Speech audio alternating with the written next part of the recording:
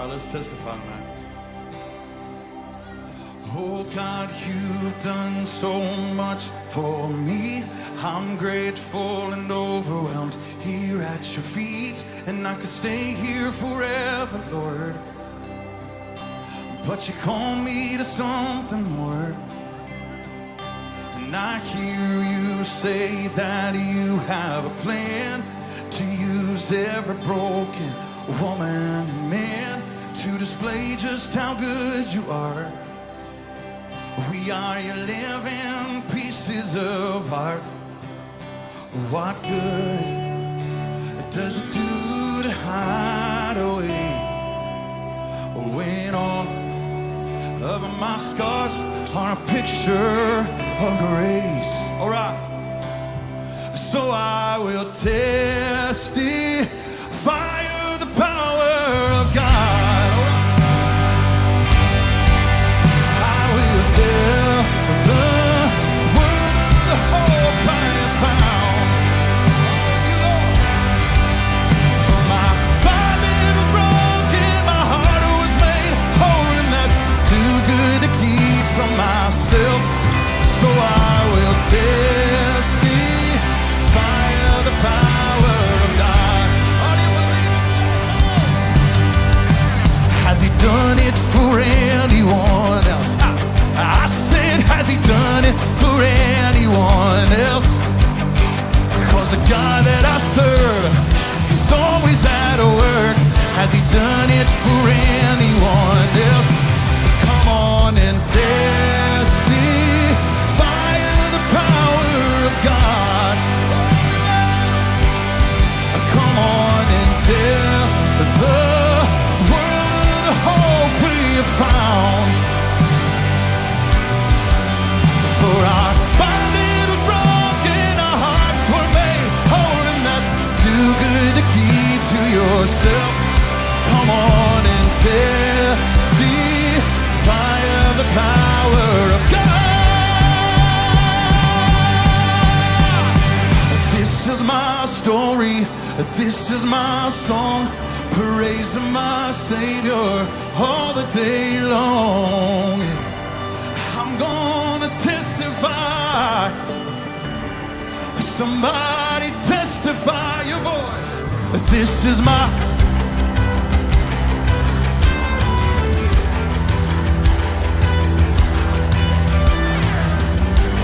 So I'm gonna testify. Somebody testify. Come on, take it up. Jesus, my champion, the victor of grace, the only one worthy of all of my praise. Yeah. So come on and testify. Oh, somebody lift Him high. Come on, testify the power of God. I will tell the world of the hope I have found. Oh, for my body was broken, my heart was made whole, and that's too good to keep to myself. So I will testify of the power of God. Sing it. Oh, my body was broken, my heart was made whole, and that's too good to keep to myself. So I will testify of the power of God. Oh, let's do that right now, Murfreesboro. And good morning. Oh, the camera's a little, but man, I gotta figure this out. But the camera's a little bit off again. I swear I had it set correctly before the show started, and then it got messed up again. Alright, we'll see if that'll stick around now. Alright, so good to see you. Obviously doing this, it's kind of funny. I was going to do this an hour ago. I got home about an hour and 45 minutes ago from driving, and I sat down in the chair getting ready to start the show, and then I dozed off. I realized Oh no, my alarm didn't go off, so I have to look. Like I swear, I set an alarm just in case I fell asleep when I got home. Which let me get ready for the church live stream. Yeah, it's there, but why is it? Yeah, I don't know. I'll have to tweak around with it. But I'm trying to do it at about 5 o'clock, so about an hour earlier than this, Monday through Friday. That's what I'm shooting for, because that should be an easier time to hit than the early morning one, because I was all over the place in the mornings because I have such difficult time sleeping most of the time. So we'll see if this works, and if so, we'll continue on. If not, we'll go back to the mornings. But this week is kind of going to be a trial run of that. Although there will not be a Friday live stream. I'll have to remember to say this every day. There's no Friday live stream this week because the wife and I have to drive to South Carolina for her aunt's funeral. And that, so Friday's gonna be, it's gonna be a rough day. We have to leave at like Thursday night at like around midnight to get there in time for the funeral. Then we just have to turn around, drive right back. So we'll be driving back Friday afternoon, evening, depending on how long the gathering is after the funeral. And then, then basically go into a coma. It's going to be a rough day. So keep me in your prayers on Friday for sure. In the meantime, Bradley, welcome, and Tristan, welcome. The anybody who is lurking or anybody that joins us later, welcome as well. Bradley says notification for this went off right as I entered a dungeon in the game. I play, can't leave, and I was like, well, time to die. Well, you could finish your dungeon first. I don't know what game it is, how long a dungeon typically takes. But, I mean, depending on the game, a dungeon could take anywhere from 30 seconds to, half a day. And Tristan says, around this time works good for people across different time zones. That's why I was thinking. And so we'll see if it works better for people. Captain Jowler is also in the house, says, hey, how you doing, Captain? All right, so today we are in Romans chapter 7. We're just flying right on through the book of Romans. So because I fell asleep, I didn't really get a chance to pre-read this one like I usually do, so I'm not 100% sure what we got coming, but looking forward to it nevertheless, because I do, it's funny because when I was a younger Christian, I didn't care for Paul. Now I really, really like him.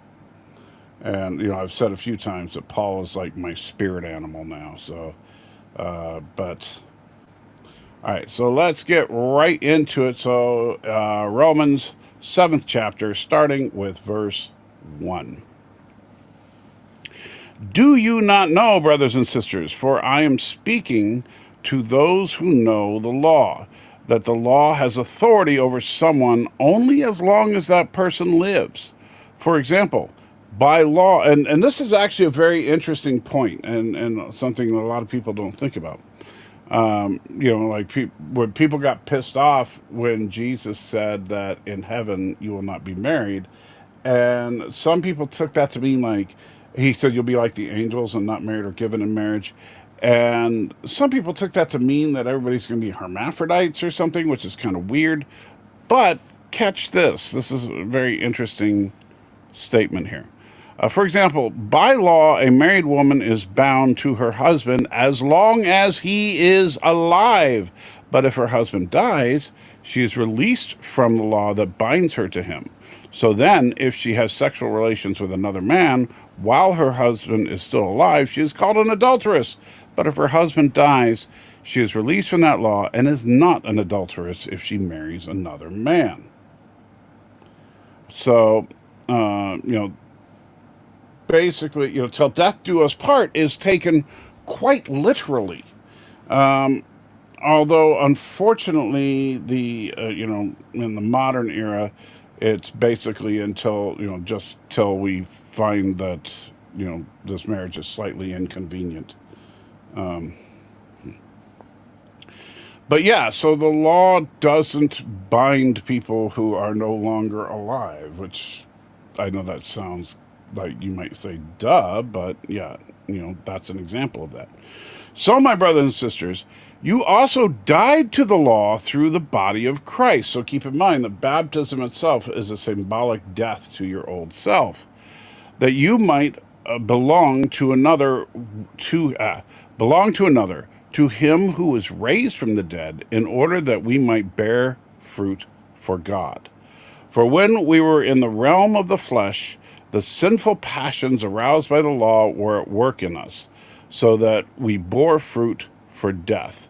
But now, by dying to what once bound us, we've been released from the law, so that we serve in the new way of the Spirit and not in the old way of the written code. So once again, and I know this is something that a lot of people have a difficult time wrapping their heads around, because on the one hand, sin is still sin. So this is not free license to just do whatever.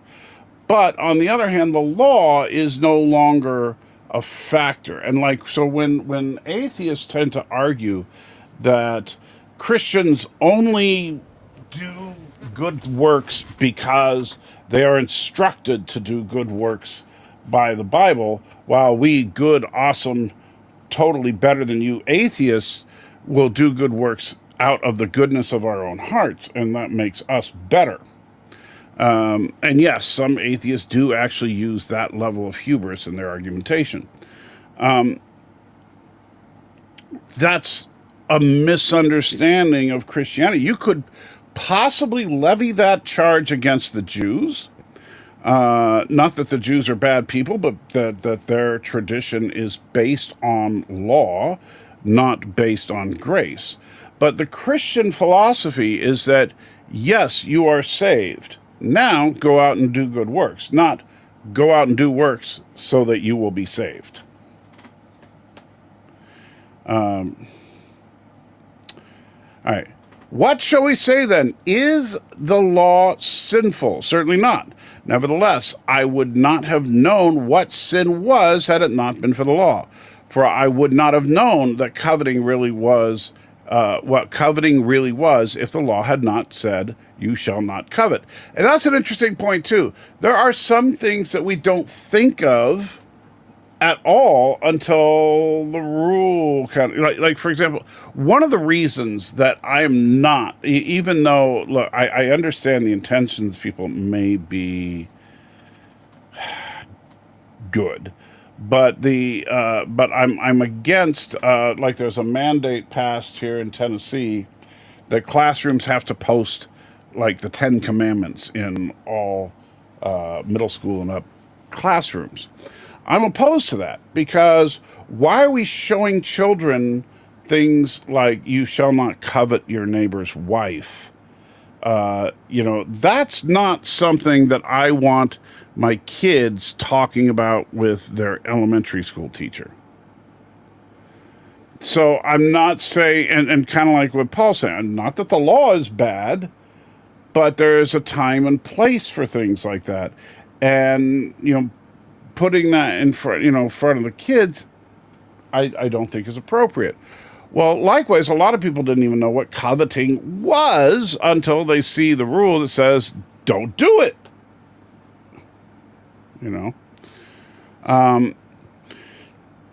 And Stanley says, do they do the Lord's Prayer? Do they even still do the national anthem? I don't know. I genuinely don't know. I think they still do the Pledge of Allegiance, but I don't think they do it daily. Which I think it's kind of funny, but that's a whole other thing. But sin, seizing the opportunity afforded by the commandment, produced in me every kind of coveting. For apart from the law, sin was dead. Once I was alive apart from the law, but when the commandment came, sin sprang so to life, and I died. Man, let me say that again, because I know I stumbled over my words there. But sin, seizing the opportunity afforded by the commandment, produced in me every type of coveting. For apart from the law, sin was dead. Once I was alive apart from the law, but when the commandment came, sin sprang to life, and I died. I fought. I found that the man. I found that the very commandment that was indeed intended to bring life actually brought death. For sin, seizing the opportunity afforded by the commandment, deceived me, and through the commandment put me to death. So then, the law is holy, and the commandment is holy, righteous, and good. So hopefully that makes. I know this is a tough one to wrap your head around, but basically what Paul's talking about here is that you were ignorant of the law, before you learn it. And then once you learn what the law is, you see all this sin in your life that you didn't see before. And that can bring about Christian guilt, and that's something that is a whole other thing. But and guilt can be a good thing, but we need to move past it. It shouldn't be. If we feel guilt and shame for the things that we did, that's good, but we shouldn't obsess over it and live in guilt and shame. Instead, we can feel that and realize that what we did was wrong, and then realize that thanks to the grace of God, we don't have to worry about that anymore. Now, of course, to the non-believer, too many things that a Christian might feel guilty about, the non-believer says, why do you feel guilty about, say, sleeping around, or cheating on your taxes, or, going a little over the speed limit or whatever? Why would you feel guilty about any of that? And that's no big deal. Everybody does it. It's not, and that's the ignorance of the law speaking. And it's not that, obviously many atheists know what the Mosaic law says, but they simply don't believe that it's legitimate.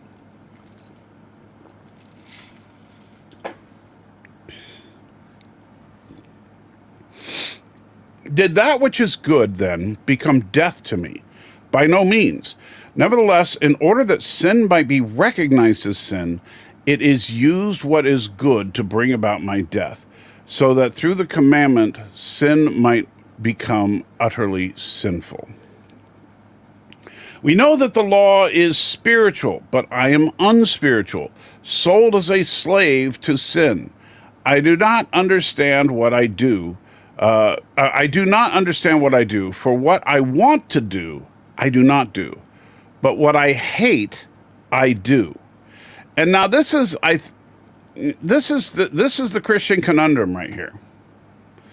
Is that Christians, assuming that you've genuinely accepted Christ's gift, you recognize what Christ did for all sinners, you recognize that you are indeed a sinner, and all that, then the natural inclination would be to want to follow Christ's commands. But then we screw up. And that's this sentence, I do not understand what I do, for what I want to do, I do not do, and what I hate, I do. And if I do what I do not want to do, I agree that the law is good. As it is no longer myself who does it, but the sin living in me. For I know that good itself does not dwell in me, that is, in my sinful nature. For I have the desire to do what is good, but I cannot carry it out. For I do not do the good I want to do, but the evil I do not want to do. This I keep on doing. Now, if I do what I do not want to do, it is no longer I who do it, but it is sin living in me that does it. So this is what Paul's saying, is that if you do the things that, obviously as a Christian you want to avoid, is it you that does it, or is it the sin living within us that does it? He's claiming it's the sin living within us. So I find this law at work. Although I want to do good, evil is right there with me. In my inner being, I delight in God's law, but I see another law at work in me, waging war against the law of my mind and making me a prisoner of the law of sin at work within me. What a wretched man I am! Who will rescue me from this body that is subject to death? Thanks be to God who delivers me through Jesus Christ our Lord. So then, I myself, in my mind, am a slave to God's law, but in my sinful nature, a slave to the law of sin. And this is the eternal conflict within the Christian. I think that's what this chapter is all about. Is that your body, your flesh, your physical self, if you will, has cravings and yearnings to do things that are sinful. And yes, we talk about the body and the flesh, but that doesn't mean that everything we're talking about is necessarily sensual in nature, although that is a big part of it. Sensuality is commonly a root cause of a lot of sin in the world. But it also can just be creature comforts. It can also, which is actually sensuality in a way too. But it can be a lack of ethics. It can be a host of problems. But it's that human nature, and this is why when people argue, well, it's natural to crave whatever. Yeah, it is. And and that nature, that natural inclination to desire that which is sinful is not because, everything in nature is good, which is what many non-believers try to argue, is that, for example, they'll say it's natural for two people of the same gender to be attracted to each other and have sexual relations. And since it's natural, it must be good. However, I would argue a couple of things about that. One, it is, arsenic is a naturally occurring substance. Snake venom is completely natural. Doesn't make it good to ingest. Right? So just because something is natural doesn't necessarily make it a good thing. And what Paul's talking about is that what we have to do is keep our mind and our heart on God. That's what is core. And so, and what God is more interested in, and I told this to someone who's struggling with a type of sexual sin. I'm not going to get into it, but they were asking me, about, what do I do about this? And I said, well, you need to keep your mind on godly things, because God is not so much, people say, why is it that the God of the universe cares where I stick my, I'm not going to bother with that kind of vulgarity right now, but, well, what you do with your genitalia, right? Why does the God of the universe give a crap about what you do with your genitalia? The truth is, I don't think he does. I think he cares about where your mind is at. And so now he does outline, like, as far as the gift of sexuality, he outlines, hey, this is how to use it and to get the most out of it, and he outlines that in the Bible. And if you want to throw that away just for the sake of a cheap thrill, then what does God see? Is it the fact that you had relations with another person that's not your spouse or whatever? Is that what it is that he's upset about? Or is it that you basically turned your mind away from the good gifts of God and instead just turned it into yourself? That you put your own opinions ahead of that of the God of the universe. Now, I understand if you don't believe that there is a God of the universe, that's a whole other discussion. But at least for people that do believe that God exists, I think this is a real struggle, that if you're a Christian, you need to seriously consider. Um, whenever I know if somebody is struggling with sin in their life, and let's be real, all of us do at some points, and I use the plural points in their lives, and so when that struggle is going on, remember this chapter, because you're not alone. Everybody, even the Apostle Paul, struggled with the nature of his humanity versus the nature of his spirit, and so you're not alone. But also, what God cares about is not your screw ups, right?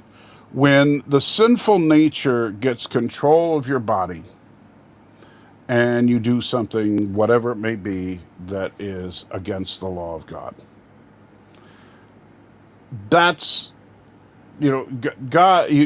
God immediately, remember, Jesus died on the cross for all sin, and all means all, and that's all means. I'm going to say that a lot, and so that sin is already forgiven. However, we also need to be very careful, as Paul iterates over and over in Romans. That doesn't give us a license to just willingly, knowingly, intentionally sin. And that's, I think, where we need to be careful, is that when we are willingly, knowingly, intentionally sinning, then we have literally turned our backs on God, and we are basically saying, you know what, God, I don't need you. I'm good. I got it all figured out, because I don't think there's anything wrong with this activity that you, for whatever reason, have prohibited. And so I think we need to be conscious of that. All right, so let's go to the chat and see what is going on. Although first, I need to take my lovely meds. I forgot to do that before I started too, because I was so wrapped up in being late. And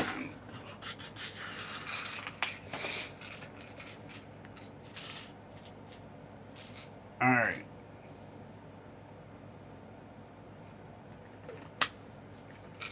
And I dropped the pill on the floor, of course. All right.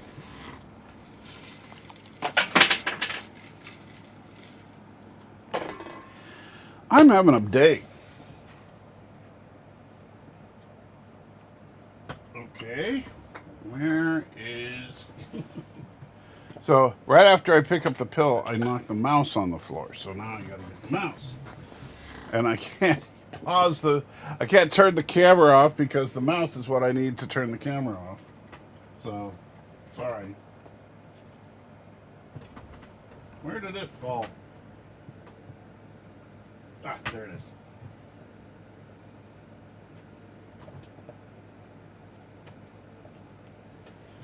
Okay. All right.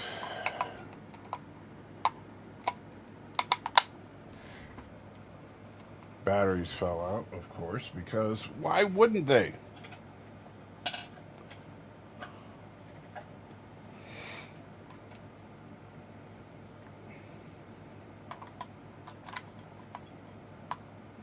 All right, there we go. So, Stanley says, perfectly smooth. Not sure what you're talking about. Probably, I know it wasn't my, cat-like reflexes and dropping my mouse on the floor. Miss Moneypenny saying hi. Y'all making supper with headphones? No, I'm not. But maybe you are. Although I gotta say, Miss Moneypenny, headphones don't make good supper. You should probably try, like, food. Let's see. How would that work? There are no rules against a widow or widower remarrying, right? Yes, there's absolutely not. In fact, that was the thing that in the Gospels that the Pharisees tried to trap Jesus, or the Sadducees, I'm sorry. The Sadducees don't believe in a resurrection. And so they went to Jesus and they were like, okay, Mr. Resurrection Boy, let me ask you this. Let's say that this woman marries some dude and he dies. Now, as per the tradition of the culture of the day, since she didn't have a child, a male child with him, so that means that there was no heir to his estate, she married his brother, and so she marries him, and then then his brother dies, and she still doesn't have a male heir. And by the way, while this may sound like a ridiculous scenario, it's really not when you think about the age difference in common marriage in the Jewish culture at the time. I mean, we've talked about that when we were going through the gospel, that typically the groom was in his 30s and the bride was in her early teens. So that kind of age disparity means that the husband's going to die significantly before the wife, which is also most likely the reason we don't ever see Joseph after Jesus's 12th birthday. Anyway, and then the Sadducees continue on. They say this continues on because there were 7 brothers, and all 7 of them in turn married this woman and then died. Then they say, in the resurrection, who is she married to? And that's when Jesus said, that basically, more or less, that you're proceeding from the false assertion that marriage continues on into the afterlife. And so he's now there is one group of, I will call them pseudo-Christians, that believes that marriage does continue into the afterlife, which is the Mormons, the Church of Jesus Christ of Latter-day Saints. They do believe that you bring your wife or wives with you into heaven. But and it's funny because I see Stan was asking about this later in the chat, so I'm kind of answering it ahead of time. But yeah, so in the case, wow, in fact, it looks like because I just realized your next thing wasn't even almost traditional for a man's brother to step in and support the family of his brother. Yeah, so yeah, we're getting right into that. So once the resurrection happens, she is not married to any of the brothers, and none of the brothers are married to her, because no one will be married or given in marriage in the kingdom of heaven. And now, does that mean no sex? I don't know, but it certainly means no marriage.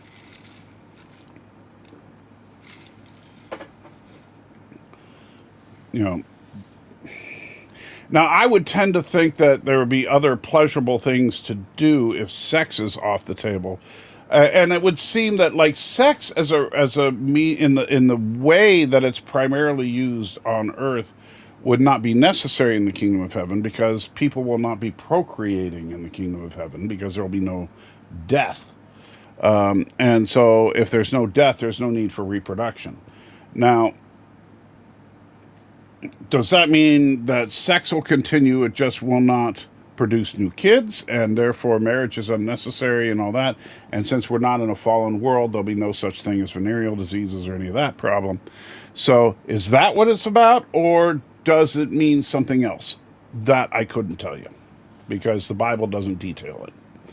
We'll find. That's one of those things we'll find out when we get there. Stan says, do they do the Lord's Prayer? The brothers? I'm not Oh, you're talking about in the schools, because, yeah, then you asked about the national anthem and the Pledge of Allegiance. Yeah, as far as I know, they don't do the Lord's Prayer and the national anthem, but I think they still do the Pledge of Allegiance. Keely is in the house, says, hey, everybody, what's going on? Well, Keely, rewind, and you will find out. We just read Romans chapter 7, and now just answering the chat. Of course, you've been here for at least 15 minutes, so you probably know that already. Trustin says chapter 6 and 7 go very well together, worth a detailed study. Absolutely. You could spend a lifetime just breaking down those two chapters. Captain Jolly says, hey, Nerd Fights, just looked up Ephesians 5:4, and boy, I feel a struggle. All right, let's take a look at, I don't know that verse off the top of my head, but fortunately, I got a really quick resource here. So, Ephesians 5:7. Therefore, do not be partners with them. Oh, no, 5:4. Why did I think 5:7? I was like, that's a weird verse to pick out. Okay. Nor shall there be obscenity, foolish talk, or coarse joking, which are out of place, but rather thanksgiving. Ah, yes. The old, can you tell dirty jokes? So, this is this is a great thing that I know a lot of people struggle with. And I think a lot of people struggle with it because, again, they're not really paying attention to what it said. So let's read that passage again, and I'll make sure to we'll kind of get to my point here. All right. But among you there must not even be a hint of sexual immorality, or of any kind of impurity, or of greed, because of these are improper for God's holy people. Nor should there be obscenity, foolish talk, or coarse joking, which are out of place, but rather thanksgiving. For all of this you can be sure, no immoral, impure, greedy person, such a person as an idolater, has any inheritance in the kingdom of God. Let no one deceive you with empty words, for because of such things, God's wrath comes on those who are disobedient. Therefore, do not be partners with them, with people who do these things. So, this is where, like, people are like, well, I don't have a problem with greed, even though a lot of people do, those don't realize it, or impurity, again, most people do, or sexual, even a hint of sexual immorality. That is a tough one, especially if you live in the United States in 2024. However, everybody struggles with obscenity, foolish talk, or coarse joking. I mean, even if you don't cuss, even if you don't say stupid things, people tell jokes, right? Almost everybody tells jokes at some point. Now, there are Christians that will take a very strict legalistic position on this, which is that if I knew a Christian family when I was a kid, and they took this passage extremely seriously.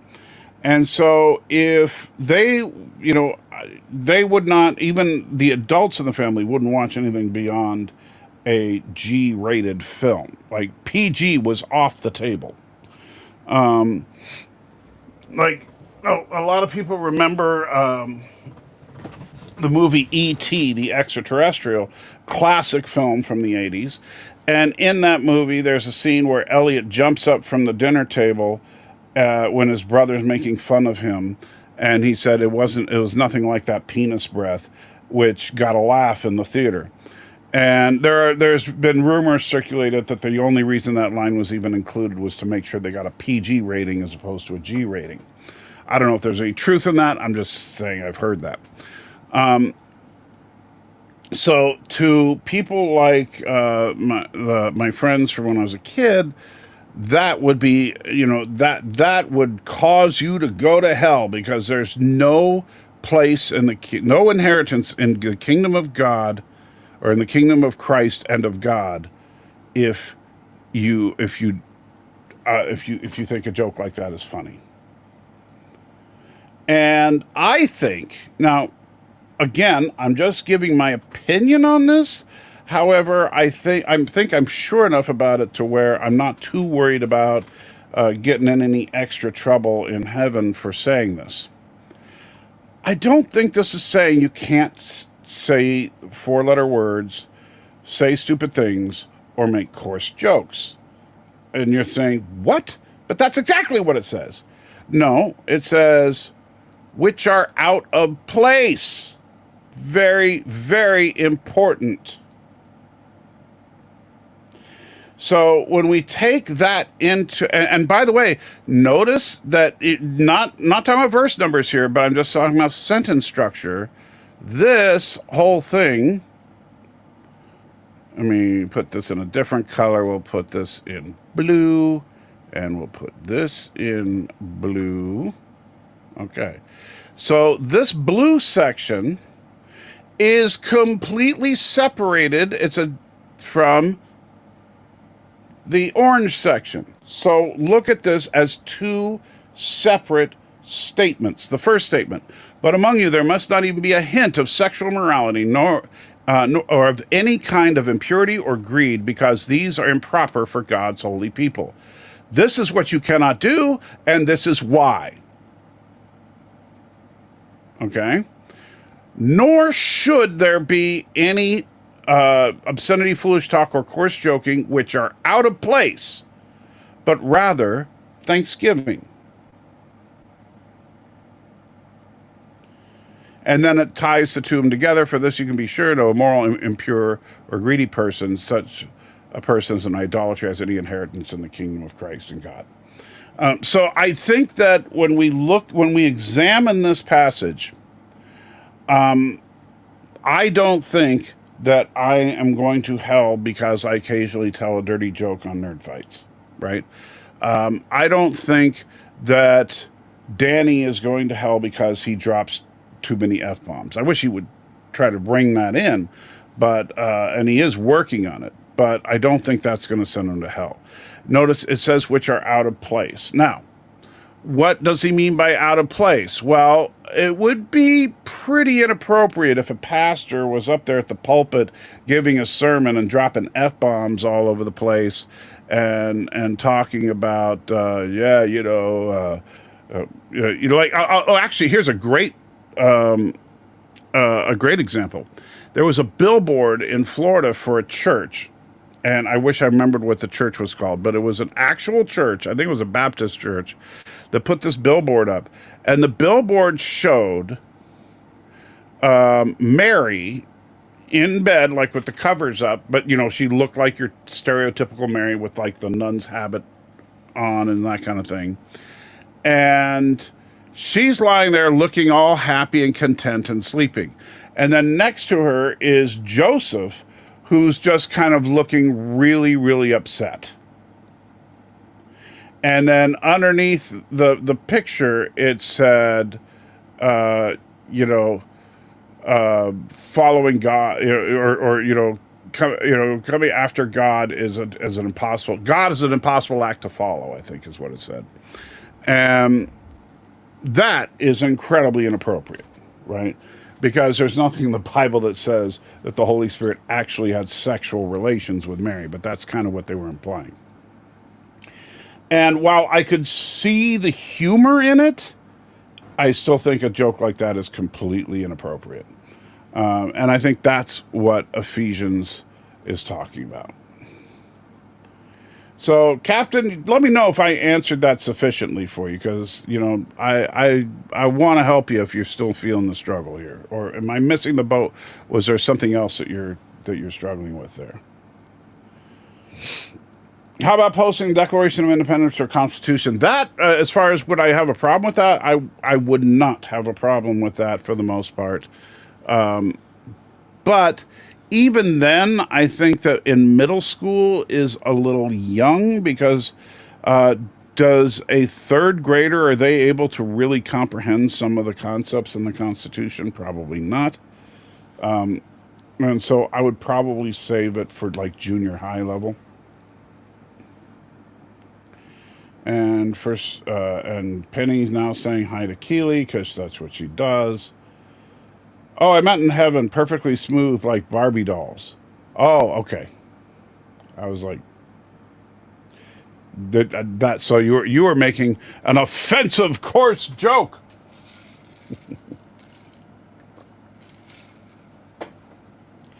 Bradley says, we're always being tested, aren't we? Well, in a sense, life is a test. And, you know, even though it's really bad theology, I from a romanticizing point of view, I kind of like the idea, even though it's totally untrue and bogus. But I think, again, it came from the Church of Jesus Christ of Latter-day Saints, was the idea that you got to, you picked, basically, when you were going to earth, and you picked your own life circumstances. And so for people that have really tough life circumstances, the idea is that you were very sure of yourself that you could pass the test, and so you chose a particularly difficult life. But for those that were afraid they couldn't deal with life, they picked much easier positions. I think that's, like I said, there's no good scriptural basis for that, but it's kind of a neat thought to think that, hey, all this crap that I'm dealing with, it's because I was confident in my faith in God. But I know that's not funny, or that's not true. So were you reunited with in heaven? You're not.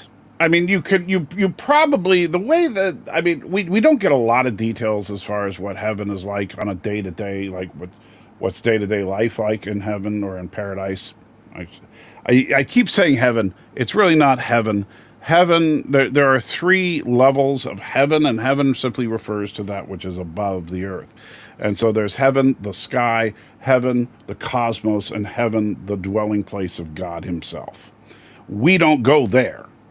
We get a new earth that is not a fallen world like the one we currently live in. Signed book collector in the house says, good evening, how you doing? And yeah, first wife, second wife, all wives. So yeah, I think that again, there's not a lot of detail in the Bible itself, but I would guess that they'll all be your neighbors and you can hang out with them and all that. But, assuming that they all got in, And Miss Moneypay says, baked chicken, rice, roasted Brussels sprouts. Ugh, gross. Ugh, Brussels sprouts. That's like, rolled up vegetable farts. That's what those are. No, thank you. At least she never had to change her name again. That's true. Yeah, she married all the brothers.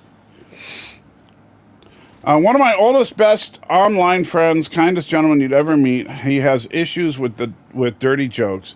He uses them a lot, and I've warned him not to. Well, again, I think that if he's... Look, do I think a stand-up comedian that tells off-color jokes is sinning when they're on stage? Not necessarily. It depends on the deeper subject matter of the jokes. I mean, there are... for example, Anthony Jeselnik, who I do think is genuinely, most of the time, very funny. But he crosses every line that you can possibly cross. He is a filthy comedian. And, there was this...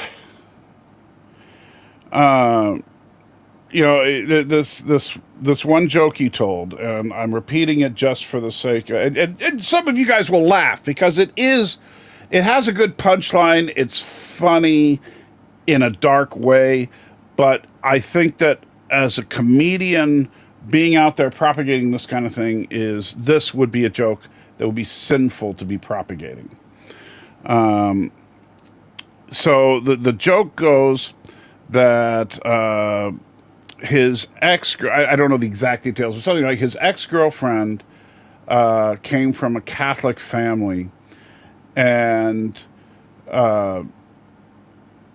she had a giant cast iron crucifix on the wall above her bed, and then one day it fell down and put a 6-inch gash on the back of her dad. And then he goes on to the next step of the joke, which is, okay, yes, what her dad did was a horrible thing, but I gotta say, he was actually a really nice guy. You know, if you could get past all that religious bull crap. And he didn't say crap. So that's where, that kind of a joke is too much, right? Where you are literally mocking God. That being said, if you tell a joke that happens to involve bodily functions or whatever, but it's not encouraging people to sin per se, I don't have a problem with it. However, the problem is a lot of, and this is actually kind of an interesting thing. Watch stand-up comedians, but watch them with a more analytical mindset sometimes. And because the stand-up comic is really in a lot of ways, a modern day pastor. They're delivering a sermon through humor, trying to affect the audience and get them to a certain perspective on some things. And that's why they will generally, most stand-up comics, you'll notice that in their routine, they will throw some moral principles out there, but they're usually very left-leaning ones. So they'll say things like, well, at least I'm not one of those, right-wing, anti-choice jerks or whatever, and get a quick, cheap applause from the audience. When they do that, look, however you feel about abortion, you could argue whether or not they're sinning or not. But if they're actually encouraging things like, oh, I can't believe all these religious people that want you to get married before you have sex, how stupid are they? And then they get applause from the audience. That's bad. Right? So, however, if you happen to tell a joke that has a little bit of off color to it, but it's not encouraging people to do things that are antithetical to the Word of God, I don't think it's a problem. And so yeah, that's just my opinion.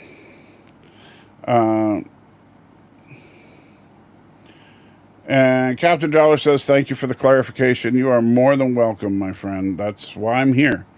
That's the kind of question I love, Captain. I'm being 100% serious. If I could just spend my whole day, fantasizing here for a second, if I had 1 million subscribers and I could just sit here for several hours every day answering questions like that, that's all I would do. I think the poop is funny. Well, poop is generally pretty funny. And, and it's one of those things that the funny thing about joking about poop is that it's something that brings everybody together in a very real sense, because as the old children's book says, everybody poops. And so it's something that you can make jokes about poop and everybody gets it. Everybody.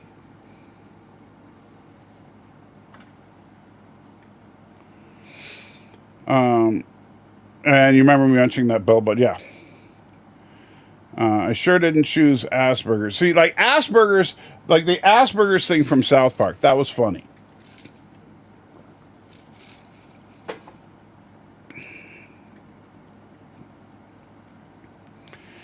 I don't know if you know about that, but it was this whole thing where Cartman found out about Asperger's, which could get him. I think it was something like he found out that if he said he had Asperger's, he could get out of class or something, but he didn't know what it was. He just thought it, and so they set up a stand where they were selling burgers that Cartman warmed between his butt cheeks because they were Asperger's. So yeah. Carlos says, I think if the intention isn't to harm, but to include or shock people into a laugh with good intention, it's all right. However, if the intention is to destroy someone, that's not right.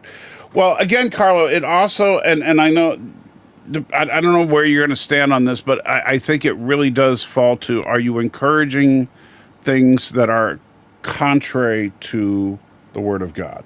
Are you encouraging infidelity? Are you encouraging greed? Are you encouraging gluttony? Are you encouraging selfishness? Or are you making fun of infidelity or people who are unfaithful? Like, for example, I'll tell you, here's one that makes fun of drunkenness and infidelity at the same time, and I don't have a problem with it. And I can't remember who said it, so I apologize. I can't, I think it was Louis C.K., but I'm not 100% sure. But that is, you can get so drunk that you would cheat on your wife, but you could never get so drunk that you would tell her about it. That, I think, is a funny joke, and it makes fun of drunkenness and infidelity without encouraging either one. And in fact, I think the comedian was talking about how they had trouble as a drinker for a long time, and that they were trying to come out of that. So, and that's actually like comedians that are former addicts and former alcoholics, or not former alcoholics, but recovering alcoholics. They tend to use that in their material, but they use it in such a way as to say, "Man, I can't believe I was this bad," and then let me tell you how bad I was. Like, and then go on to tell some horror stories, but that were genuinely funny at times, but at the same time, you kind of felt sorry for the guy because I can't believe he did that,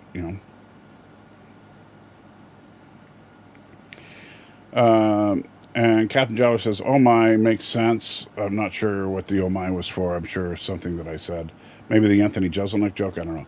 Stanley says, and just curious, do you and the wife split driving on road trips, or do you just do all the driving? I usually, the way that we, unless I'm absolutely exhausted, I usually do the lion's share of the driving, but I'll also usually take a break at some point, depending on the length of the trip, and how many hours a day we're driving.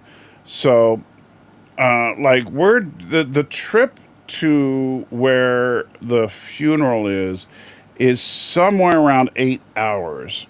And so can I drive an 8-hour stretch? Yes. But can I drive 2 8-hour stretches inside of 24 hours? I'll probably need a break in there. And what I'll probably do is, like, I would take a couple hours to let the wife drive, and then I'll take a nap during that time, and so that I'll be able to finish off the trip. Stanley says, I just don't understand the jokes about the smell because mine don't stink. Ba-dum-bum. See, now there's a joke about it that, about poop. And it was technically a coarse joke, but I don't think that it was out of place.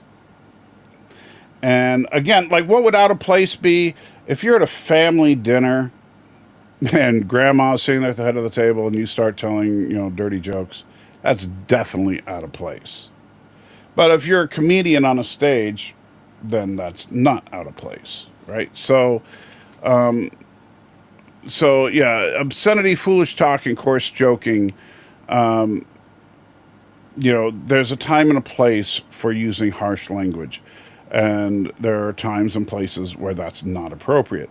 And the problem, and this is a big problem in modern society right now, is that more and more people are trying to normalize obscene language to the point where they think that it should be perfectly okay, for example, for Congress people or whatever to drop 4-letter words, right? And I know that, Trump has done it a couple of times, and I don't think that's okay. Because those that are in elected office that we have chosen to govern don't just govern the people who have potty mouths. They govern everybody. And so it's not okay for you to curse in front of them, because if you're saying something that's going to offend people, uh, then you need to think twice before you say it. Now, if it offends people just because it's the truth, well, that's too dang bad. Like, I don't care about the fact that some people might be offended about the fact that I will say that, yes, the Bible says homosexuality is a sin.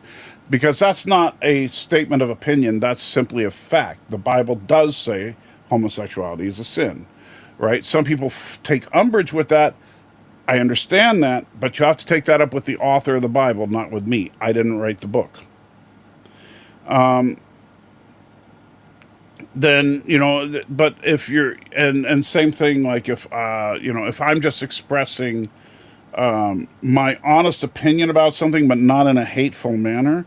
So, for example, if I mention the fact that I think that transsexuals are delusional in that they believe something that is contrary to the truth, and that I think it's wrong that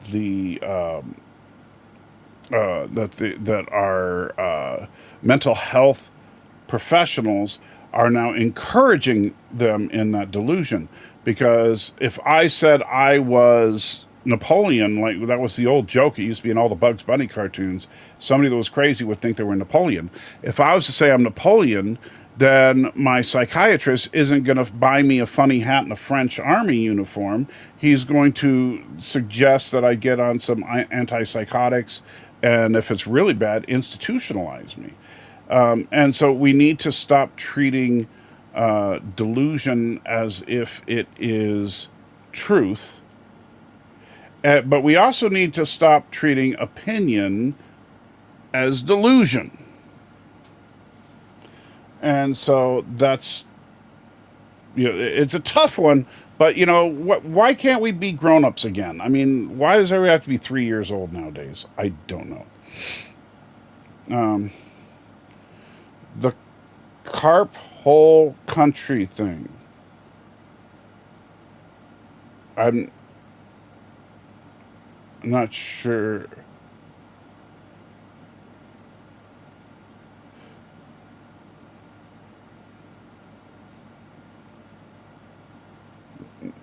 Not sure what you mean. What about stereotypes? So again, I think that when in comedians, if it's if people are making fun of people of different groups, but they're not doing it in a what I would say a hateful manner, which there are hateful ways to do it and non-hateful ways to do it. Like, so for example, is it okay to make fun of white people because they tend to walk around like they have a stick up their butt in comparison to, say, a black person who has some swagger to their step, right? Is that okay to make a joke about that? Or white men can't dance, Or like one thing that I loved, there was a comedian. He loves to get as politically incorrect as possible, but he's not really a jerk about it, because he was in this stand-up club, and the audience was mostly black. He was white, and he was like, this one person started heckling him a little bit, and told him that he couldn't say things about black people that was inappropriate, right? They were basically a person with a stick up their butt. And so he looked at them and he said, with a straight face, look, I understand. You're 100% right. There are things that we all can't say. There are some things I can't say. There are some things you can't say. Talking to the person in the audience who was black. And he goes, so, for example, I cannot say the N-word. And you can't say ask. And the entire room just exploded with laughter, right? And remember, this is a room of mostly black people, because it's is it a stereotype? Yes, but is it true in a lot of sense? Yes, but it's not just black people. People in the South generally have trouble saying the word ask. They say ax a lot, and which is, that, but that's just really having an inflection in your voice. It's not saying you're an inferior person. And I like to poke fun at people's ethnicity all the time in a way that, but I'm very good at this, like maybe not doing a great job of it here, but like I mentioned this story before where I had a group of there were three Mexican guys and a white woman that in my car when I was driving Uber last week, and we were talking about the fact that Nashville has a problem with people. This is a real thing. Nashville has a problem with people having fake taxis. Basically, what they do is they paint up their car to look like a cab. They'll put the name of a cab company on it with a phone number and everything. But the car has no taxi light on it. There's no taxi license. There's no meter. And instead, what they do is they pull up when somebody's trying to hail a cab. And or what they'll do, since they put real company names and phone numbers on the side, they'll just troll around where cabbies usually go. And someone will think, oh, I called a checker cab. There's a checker cab. Let me get in his car. And then what they do is they drive them to some remote place and rob them blind. And I was talking to him. I said that's actually a good thing about Uber, because with Uber you get a text message with the make, model, and license plate of the vehicle, as well as a picture of the driver, so you can verify that it's legit. I said, that way, if I was going to try to rob you guys, well, that would probably make headlines. I was going to rob, the three Mexican guys in my car, and they got a little chuckle about that. I said, but of course, if it was being reported by Fox News, it would say heroic Uber driver rescues white girl from pack of illegal aliens, and then they laugh some more, And so we got some fun with it, right? So it's okay if you're doing it in a lighthearted, fun way, if you're not doing it in a hateful way, And I think that there's a big difference. The same guy, I found out later in our drive. It was a long ride that he was on, and later in our ride, he mentioned that he's from Texas and he's a horse trainer, and that he was thinking about moving to Nashville, but then he changed his mind. I said, "Really, what changed your mind?" And he had a baseball cap for the Houston, I think it was Houston, hockey team, and I don't remember what the name of the team is. Some stupid name, and he goes, I'm a big. I said, so you're a big hockey fan? He's like, yeah. And I said, oh, well, have you been to a Nashville Predators game? Because the name of the team in Nashville is Predators. And he goes, no. I said, well, you really should, and it's because you could run down to the ice and attack the players. And he says, why would I do that? He says, so that the headlines would say alien versus predators. And again, got a good laugh out of it. So it's, I don't think that I committed any sin there, because I was entertaining him by making fun of the stereotypes about his people, Carl says, is it okay, funny, or offensive? Does it matter in the way it's said? I think it does matter in the way it's said. So, I meant crap hole. Autocorrect is annoying. That's okay. I get it. Daniel's youngest son has Asperger's. Yes, I know. And, my son is on the spectrum as well. He was diagnosed autistic, although my wife thinks it's more Asperger's, which is just, Asperger's is just a gradation of autism. But yeah, but you know what? I still have no problem with someone making fun of the fact that Asperger, as in Asperger's syndrome, sounds like Asperger. Because it does. And so South Park makes a literal joke about it, but the joke isn't making fun of people with Asperger's. The joke is making fun of how stupid Cartman was by thinking that Asperger's was literally talking about burgers cooked with your butt.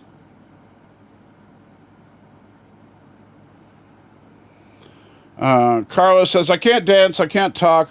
Only thing about me is the way I walk. I can't dance, can't sing. I'm just standing here selling everything." Is that the lyrics of that? Is wait, I don't know. Maybe I'm wrong. What song is that? And Captain Dollar thought that was funny.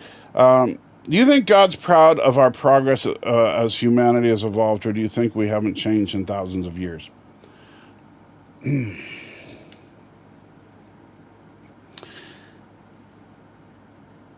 You know, I would have to say the answer to that is yes.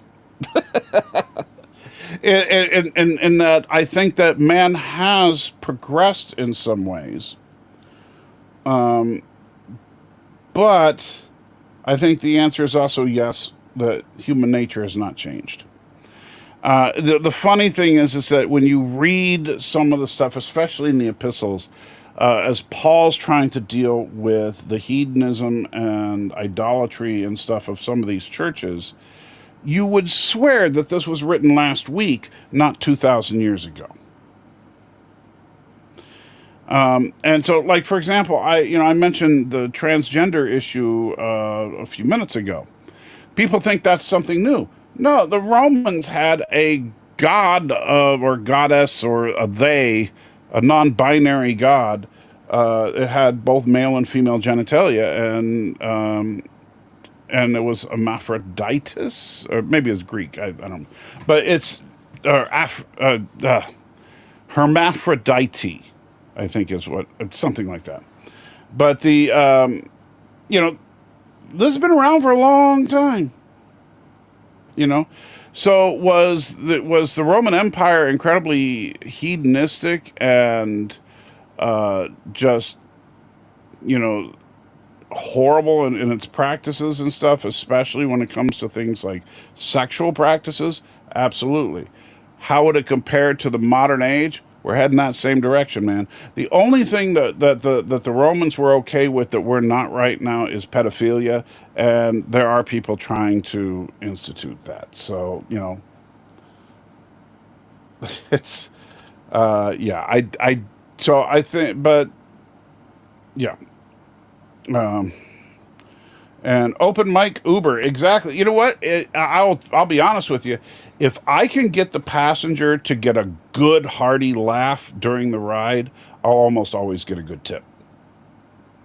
And so that's usually my goal, unless I have one of those riders that's just like deadpan serious and doesn't want to talk. Then I try to get at least one good laugh out of them, because if I can, I get a good tip. And is that where we get the term hermaphrodite? Yes, it is.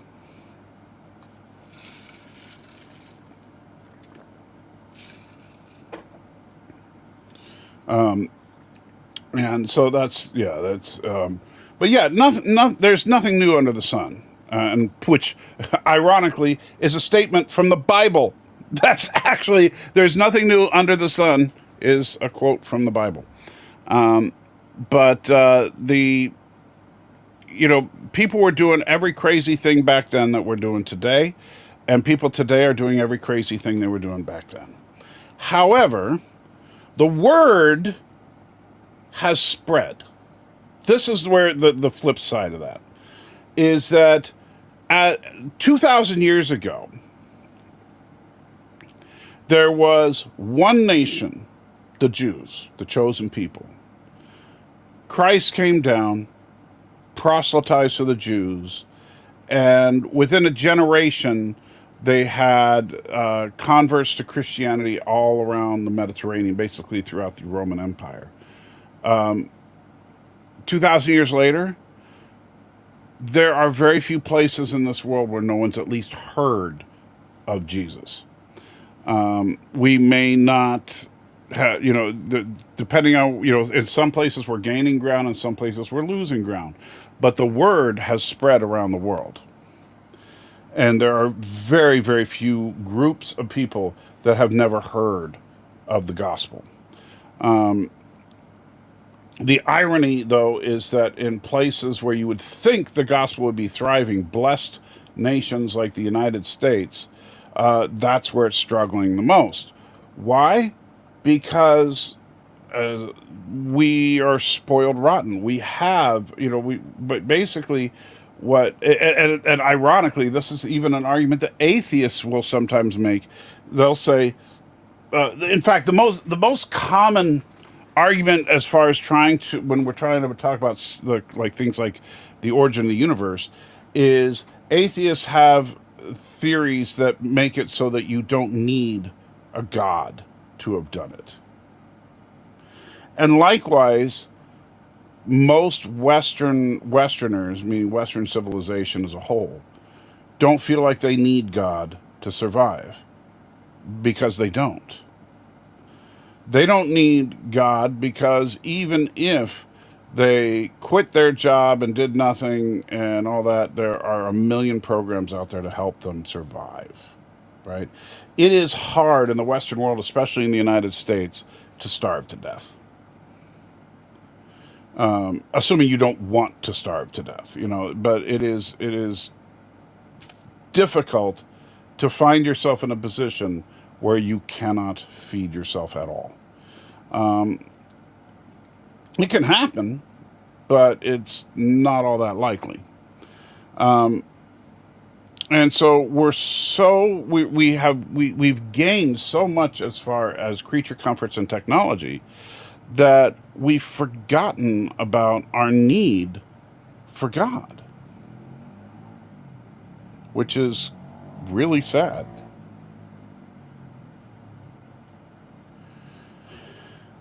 I don't think most people are okay with bestiality, zoophilia, except for the internet people. Well, that's the funny thing. You say that. No, are most people okay with bestiality? Probably not. I don't know that there's ever been a survey, but let's see. Let's see.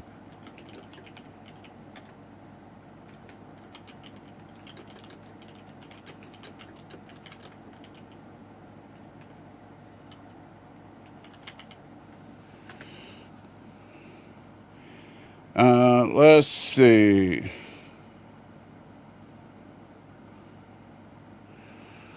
Let's see. About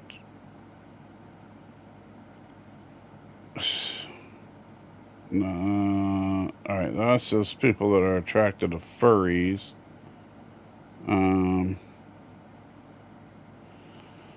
Let's see.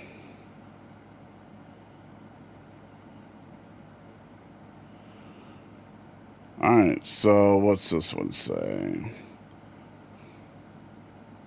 Wow, okay. Did you know that right now it's entirely legal for a man or woman in Texas to walk into a pet store, buy a dog, take it home, and have sex with it? Okay. I guess it is legal in, let's see, in Texas, but, whatever. 5 years ago, you could do it in many more countries, including paragons of modern civilization in Sweden and Denmark, and more than a handful of U.S. states, according to the Animal Law Center at Michigan State University. Let's see.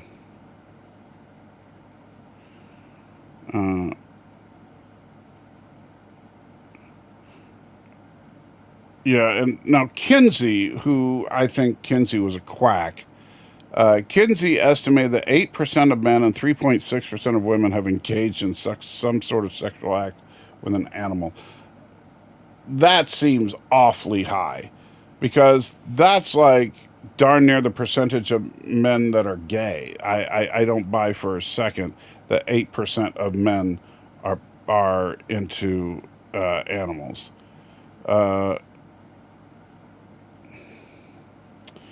Let's see. A study in 1974 by Morgan Hunt put the prevalence of men and women having intimate relations with animals at 4.9% and 1.9% respectively.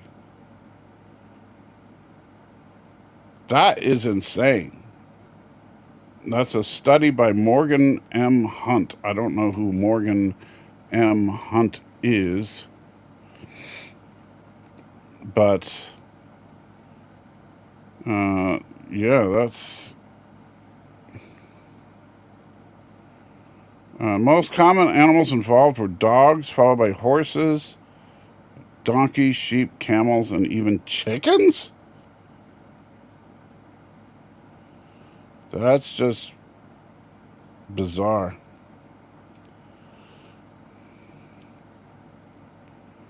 So yeah, thanks for asking about that.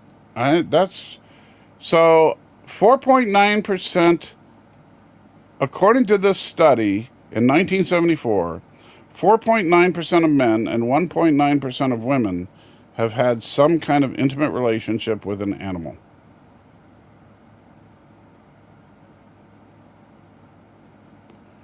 So, yeah, look at a room of 100 men, 5 of them have had sex with an animal. That's wow. Um, that just hurts. Let's see.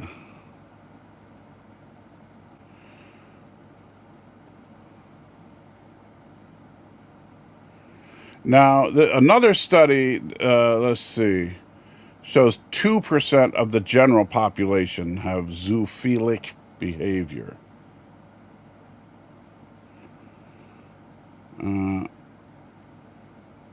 Let's see.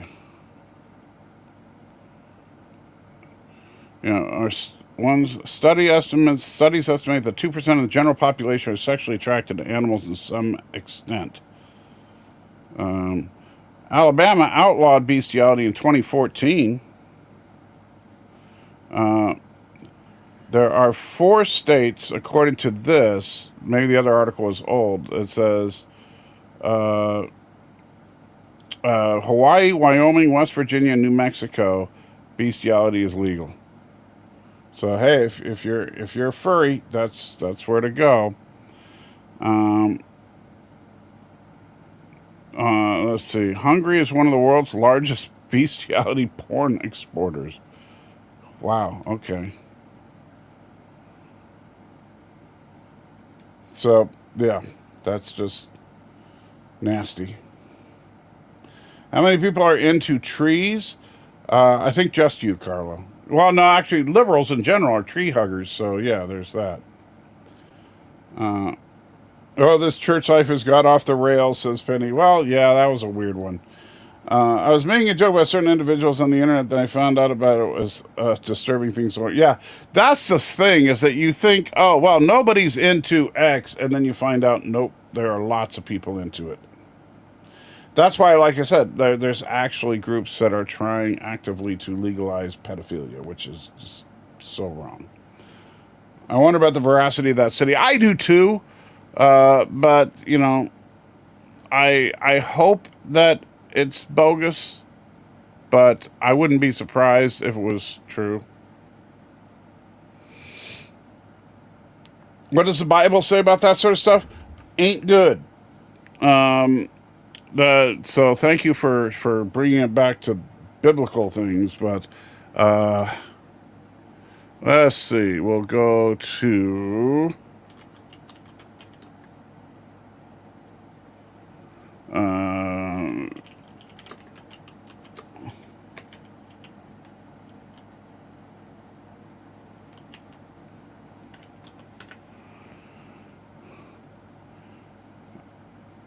all right, so here's just a sampling of some verses.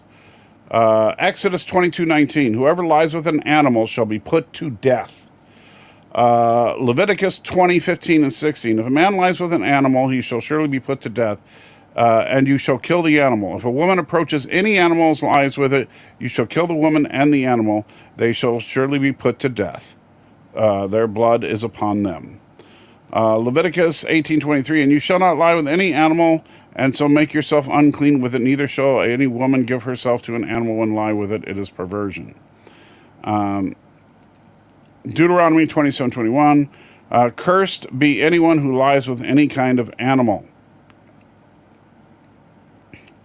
So there's actually some New Testament stuff. Let's see. So the New Testament verses listed in here tend to just talk about sexual immorality in general, as opposed to bestiality specifically, because bestiality is a part of sexual immorality. But it is mentioned multiple times in the Bible as being something punishable by death. Miss Moneypenny is going to good night. Good night. Let's see. Carlos says, I might love animals, however, I wouldn't want to make love to an animal. Yeah, I tend to agree with you there. Nor a tree. Yeah, but did you see the knots on that tree? Oh, man. People are strange. That is very, very true. Grazes even needs to be addressed directly. Yeah, it was, so maybe that 2% to 4.9% isn't so out of whack if you think about it, that it was important enough to put in the Bible 43 times. At least according to this one website.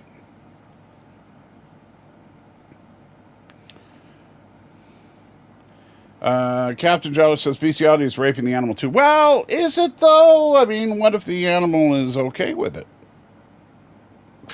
I'm sorry. I know that was wrong.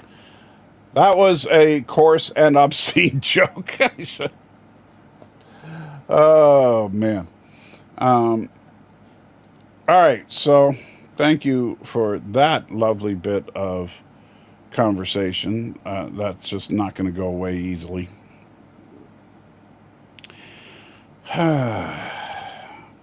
Anything else before I wrap this up? I could really use a palate cleanser, though.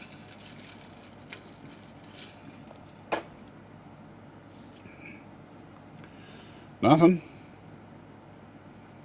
Going once? Going twice?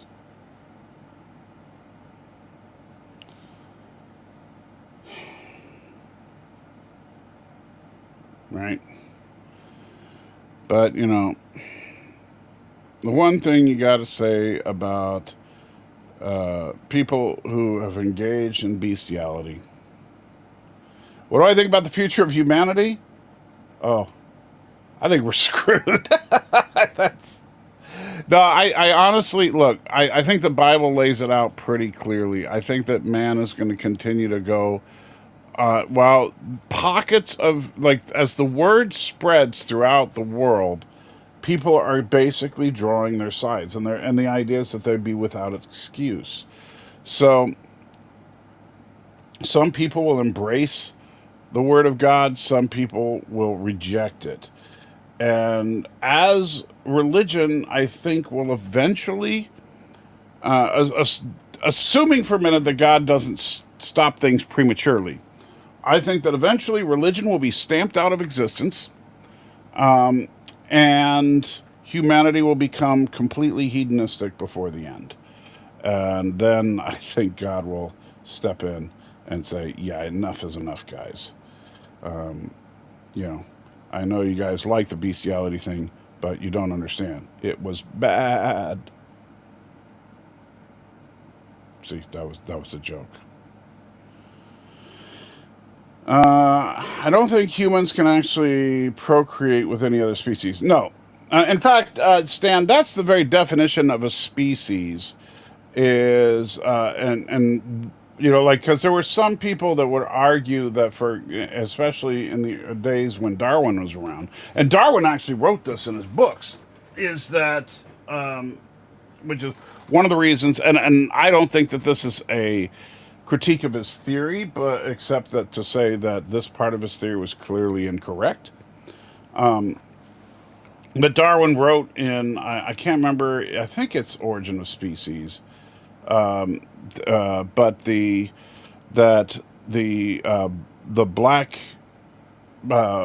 black-skinned people were of a lower form of ape from white people, just as gorillas were a lower form than black people. So he equated that to be kind of a linear thing from white to black to gorilla. So a black person is like halfway in between.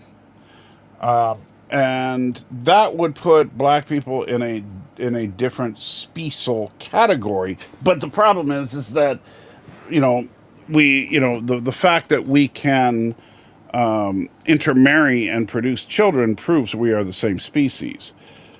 Because the very definition of a species, and by the way, a similar definition comes into, if you look at Genesis, would be for the word kind, is that they can reproduce. If two creatures can, I think the scientific term is that if two creatures can reproduce sexually and produce a fertile offspring, they are of the same species. If they cannot, then they are not. So when a horse and I always get it confused. I think a horse and a donkey have a mule. I think that's how it is. Or is a horse and a mule have a donkey? Whichever it is. I think it's a horse and a donkey have a mule. The mule is sterile, always. And so that shows you that horse and donkey are not the same species. Even though they can reproduce and create a hybrid, that hybrid is infertile. However, if and thank you, Stan. Yeah, so it's mules that are sterile. So if a Chihuahua and a Great Dane reproduce, don't know how the physics and mechanics of that could possibly work, but if a Chihuahua and a Great Dane reproduced, they could in fact have a hybrid puppy that can reproduce with other dogs, and so they are the same. The domestic canine is one species, despite the fact that there are a bunch of different breeds within it. And that's the whole thing of speciation. If you isolated a group of canines and for enough generations to where the genetic drift was sufficient to where they could no longer reproduce with the original group, now they would be a new species. But in the case of domestic dogs, I don't believe that there are any breeds of dogs that cannot reproduce with any other breed of dogs. As far as the domesticated variety, I don't know. I've never researched it. I don't know if a dog can reproduce with, say, a wolf versus a coyote versus a hyena or any other, wild canine. But that's just, that I genuinely just don't know because I've never tried to look it up. And Captain Jolly says, no, we're good. Just building my Romulan Warbird model kit. Oh, very cool. That's where Carl said, what I think about the future of humanity. Stan says, I don't think humans can actually procreate with it. Oh, yeah. Already, man, I don't know what happened there. Also, we have some weird creatures running around. We absolutely would. And that's, honestly, where some of the mythological creatures of, various folklore come from. It's like, a half human, half horse is a centaur, right? Half human, half goat is whatever they call a fawn. A half human, half bull is a minotaur, right? So, you get all these different creatures that are human-animal hybrids. Do you think we all have a purpose, or do we have no direct purpose in life other than to teach others to teach others? I do think that I think that there is an overarching purpose for humanity. I think that to discover one, there are. It's a mixed question. It's a very solid. That depends. Does everybody have a purpose? Yes. Does everybody have a specific purpose? Some do, some don't. God calls some people to very specific works. So, like Moses, he called to free the Israelites. Some people he calls to the ministry to this day. Now, calling doesn't mean that God shows up in the form of a burning bush and tells you to pastor a church, but a calling can be a deeply held belief that you genuinely think came from God, such as I felt a calling to do these live streams, right? So there are people that have a specific calling on them, and then there's the general call for all humanity, which is, and you actually kind of nailed it, to teach others, to make disciples of all nations. The problem is that people tend to hand wave that away as like, oh, that's no big deal, because that's the one that everybody gets. So what? It doesn't mean it's not important. And in fact, that's no different than what I'm doing right now. I mean, I'm simply taking that to a different format by doing it online because I can't physically go around and do things. And it doesn't mean that we have to stand on a street corner and preach on a soapbox. It means that everywhere we go, to everyone we meet, we should try to spread the good news. How do we do that? Well, first and foremost, and this is something that a lot of people get wrong within the church, you need to get to know, befriend, and build trusting relationships with people who are not religious. And you do that, you don't I'll be honest with you. I don't walk up to people and say, hey, how you doing? I'm Michael. Can I tell you about Jesus Christ? Yeah, I would never do that. Because I don't know you, you don't know me, I don't know your circumstances. And so, I need to learn more about you and understand you before I have any right to speak into your life like that. And because for all I know, you do know Jesus. And even though, I'm judging a book by its cover, and I think that because, you're wearing, sequin short shorts or something, that you must be living a lifestyle that's contrary to God, but maybe you're not. Maybe you just like sequin short shorts. So the so what what we are called to do is to love the world, and in loving the world, we show them and we show them that love. And if and when they, well, it's not if, it's eventually they will, when they find out that you're a Christian, all of a sudden, because it should be obvious there's something different about you. So either they're going to find out because somebody tells them, or they're going to find out because they're going to ask you why are you different. And if they don't ask you why are you different, there's something wrong with you. I'm absolutely serious. And so you don't need to wear a pendant or get a WWJD bracelet or put a fish on the back of your car. It should be painfully obvious that you're not living the same lifestyle as everybody else, but not in like the sequin short shorts way, more like that. I'll give you an example.